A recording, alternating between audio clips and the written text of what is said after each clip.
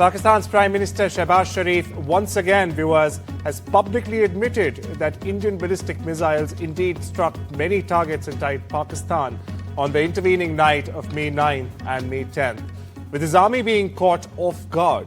According to Shehbaz Sharif, Pakistan was planning to attack India at 4:30 a.m. Viewers, this is just after their Fajr prayers, the morning Fajr prayers. But before that, New Delhi launched Brahmos missiles targeting many provinces in Pakistan, including an airport in Rawalpindi. According to reports, Hamas has said that the U.S. plan for a ceasefire in Gaza fails to meet its core demands, but it will continue to study the proposals. Meanwhile, the White House has said on Thursday that Israel has signed off on U.S. envoy Steve Witkoff's plan and that, in fact, it was waiting for a formal response from Hamas. The peace memorandum that Ukraine said it is expecting from Russia has in fact triggered differences between the two countries before their announced second round of negotiations scheduled for the 2nd of June. The two countries held their latest round of direct talks on the 16th of May. It was their first face-to-face negotiation since March 2022 in Istanbul, but the meeting ended without a ceasefire agreement. Meanwhile, Russian Foreign Ministry spokesperson Maria Zakharova said Tuesday that Moscow will send a draft peace memorandum to Kiev soon, which will outline the key principles of a potential settlement plan. Staying with Russia, where a top official praised North Korean troops for assisting President Vladimir Putin's military in the Ukraine war. Sergei Shoigu, Secretary of the Security Council of the Russian Federation, said the troops deployed by Pyongyang to Russia had fought valiantly in the Kursk region. Kremlin newswire TASS reported this on Thursday. A U.S. appeals court has reinstated many of President Donald Trump's tariffs. Now, this comes the day after another court, in fact, blocked them.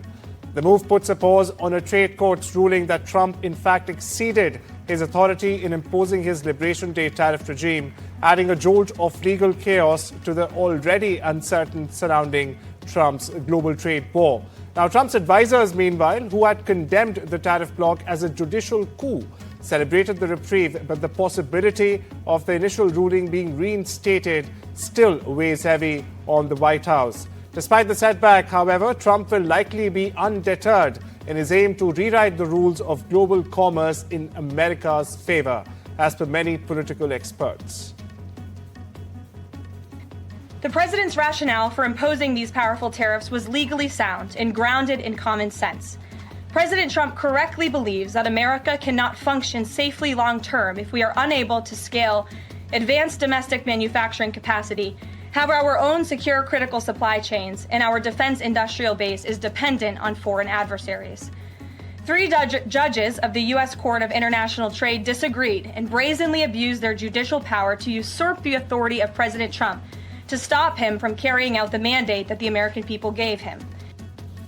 Staying with the U.S., where Harvard University on Thursday, in fact, won another reprieve in its fight to keep enrolling international students. A U.S. judge extended a temporary block on the Donald Trump administration's plan to revoke Harvard's participation in student visa programs.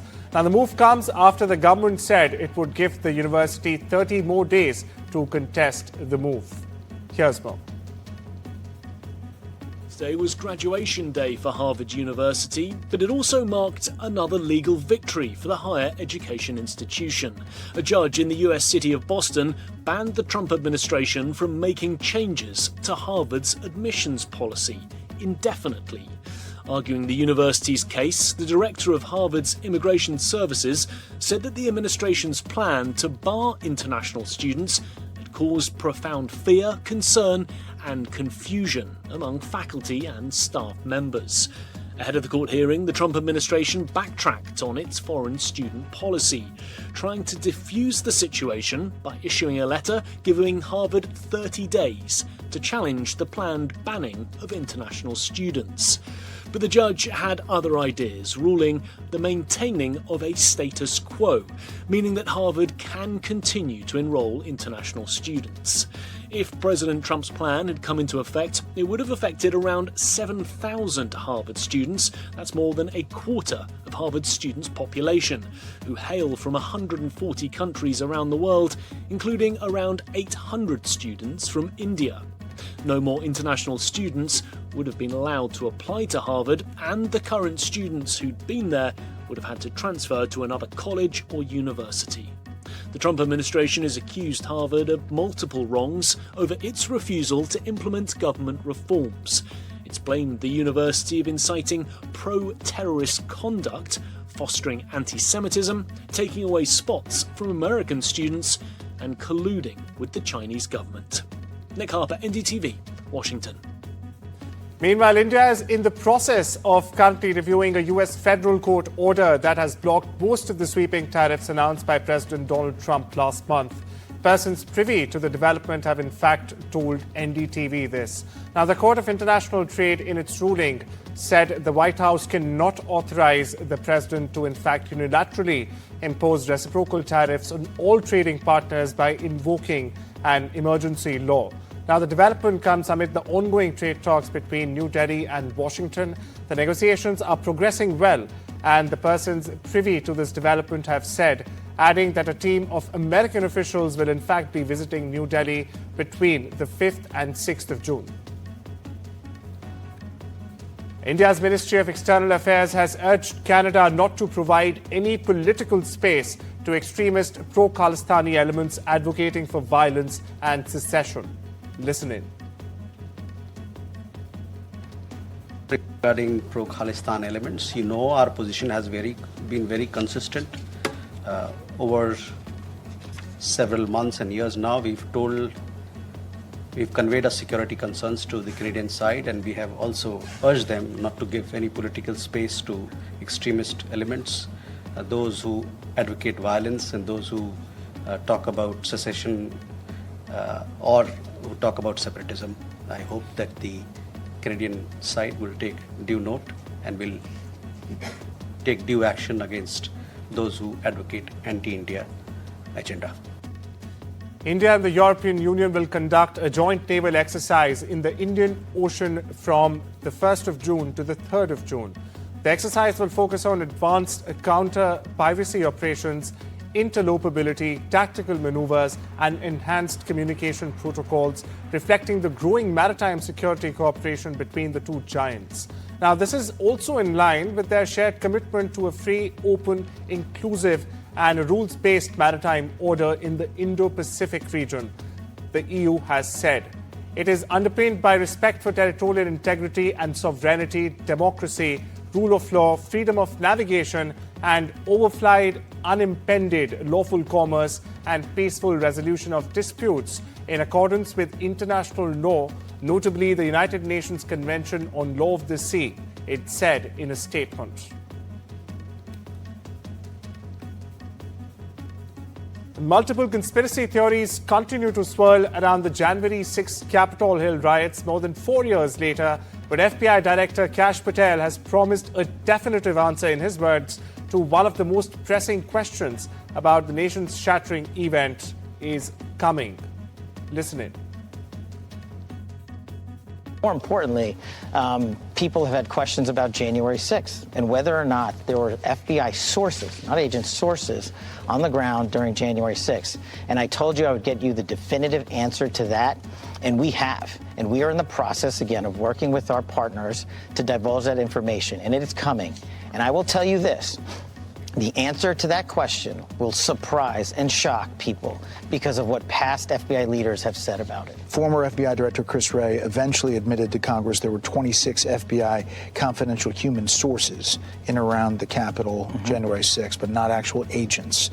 Can you say that's true? Are there more than that? What you're learning from that? I can say that that is definitely a piece of the truth. Why it took a ton of time for and questioning in Congress for the director to get that point is what I'm trying to eliminate from the FBI. If Congress asks you a question under oath, whether or not there were sources in around January 6th at the Capitol, you as the director of the FBI need to know that and not deflect and give a DC answer.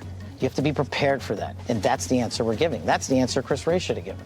And eventually everybody's going to know the whole picture. Yeah, because the American people deserve that. And look, no one's more frustrated than me. Remember, I was Chief of Staff of the Department of Defense on January 6th. We said that we were ready, and the president had previously authorized the National Guard to be there days in advance.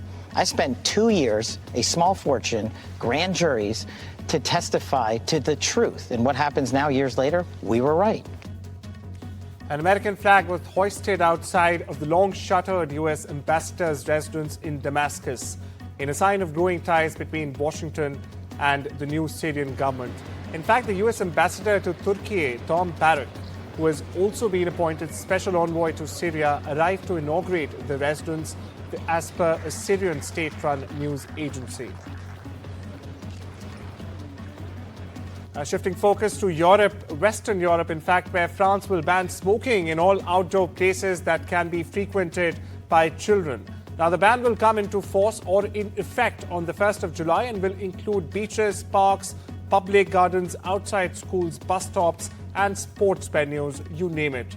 Now, breaking the rules would incur a €135 fine, or close to around 12,000 international rupees, $153, or of course, as I mentioned, around 13,000 Indian national rupees.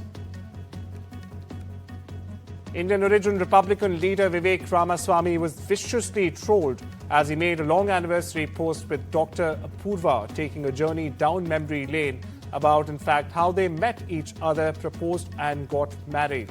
However, amid growing tensions around the H-1B visa program in the U.S., the celebratory post was met with a series of racist and, in fact, anti-immigrant comments from ex-users.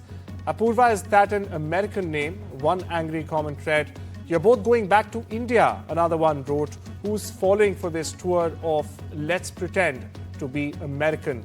A third user commented. Vivek Ramaswamy is meanwhile being viciously trolled. And over in Nepal, Mount Everest has suffered traffic jams this month as climbers battled harsh weather to make it to the summit peak.